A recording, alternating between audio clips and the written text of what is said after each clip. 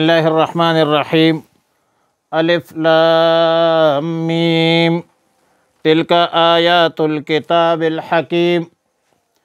پارہ 21 سورہ لقمان، رکوع 1، آیت نمبر 1 تا 5۔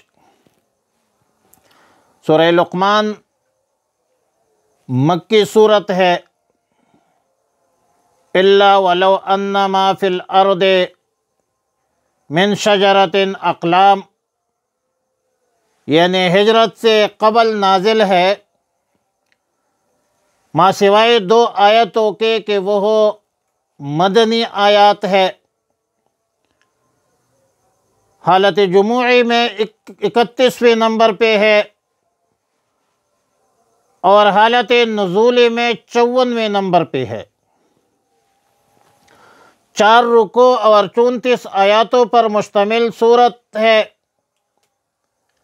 سورہ لقمان کے اہم موضوعات ہے اثبات التوحید مع الرسالہ، اور امام لاہوری رحمہ اللہ الباری سورہ لقمان کا موضوع بیان کرتے ہیں کہ اس عظیم الشان کتاب سے فقط محسنین فائدہ اٹھا سکتے ہیں۔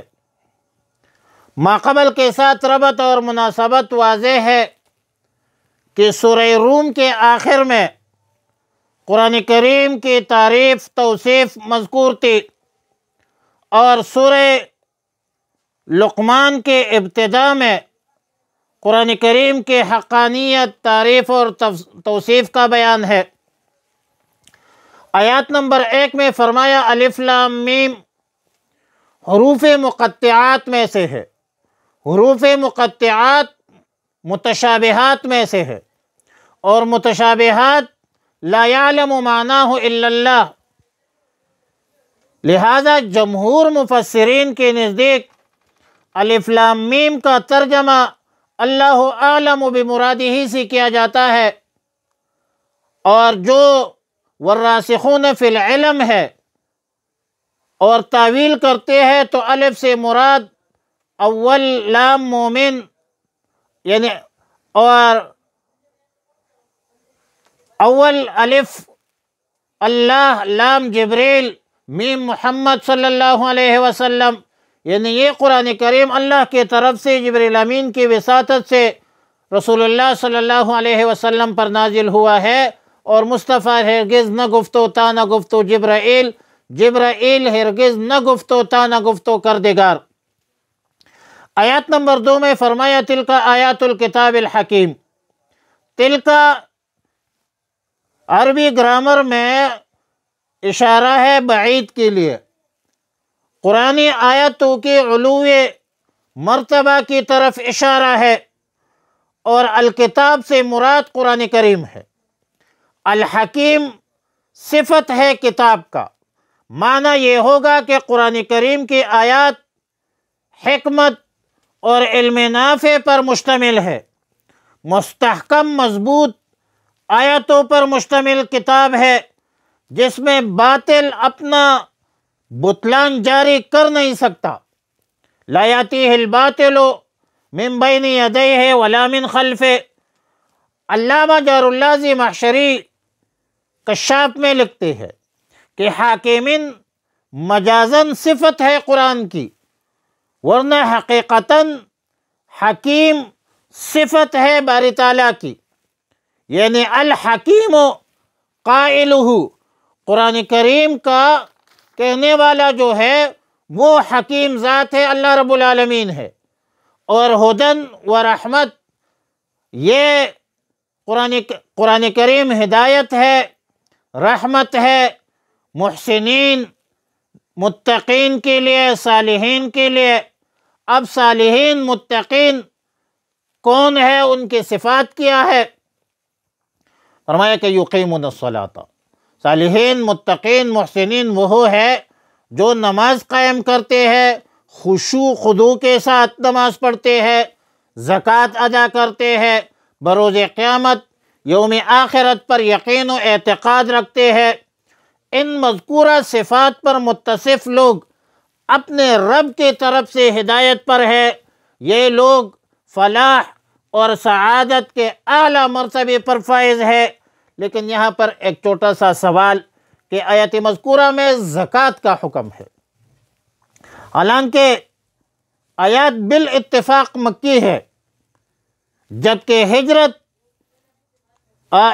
زکوٰۃ ہجرت کے بعد مدینہ منورہ میں فرض ہوئی تھی۔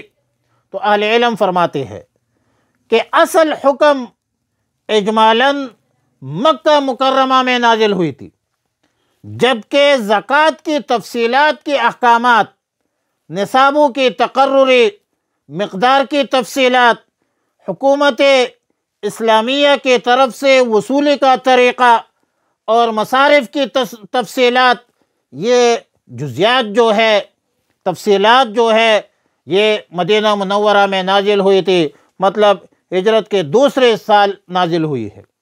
حافظ عماد الدین ابن کثیر رحمہ اللہ تعالی تفسیر ابن کثیر میں لکھتے ہیں کہ سورہ مزمل میں جو اقیموا الصلاۃ وآتوا الزکاۃ آیا ہے، وہاں پر بھی یہی تحقیق ہے۔ چونکہ سورہ مزمل جس وقت نازل ہو رہے تھے، اس وقت تو نزول قرآن کا ابتدائی وحلت تھی، ابتدائی حالت تھی، نزول قرآن کی ابتدا تھی۔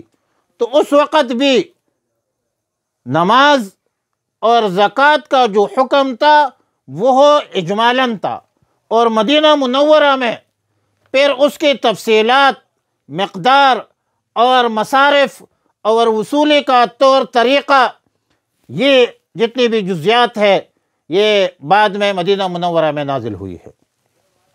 فرمایا الف لام میم اللہ اعلم بمرادہ تلک آیات الکتاب الحکیم، یہ آیت ہے حکمت والی کتاب کی، قرآن کریم کی، ہدن ہدایت ہے، ورحمت اور رحمت ہے، للمحسنین نیکی کرنے والوں کے لیے۔ کون ہے وہ نیکی کرنے والے؟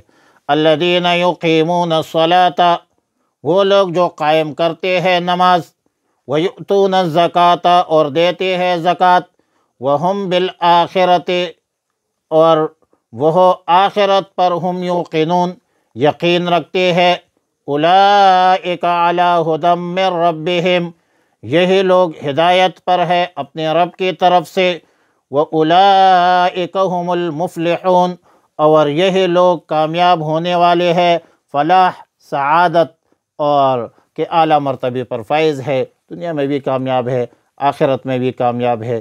ظاہر ہے کہ دنیا اور آخرت کی کامیابی اللہ نے اپنے دین میں رکھی ہے، بے دینی میں نہیں رکھی ہے۔ وصلی اللہ علی النبی الامی الکریم۔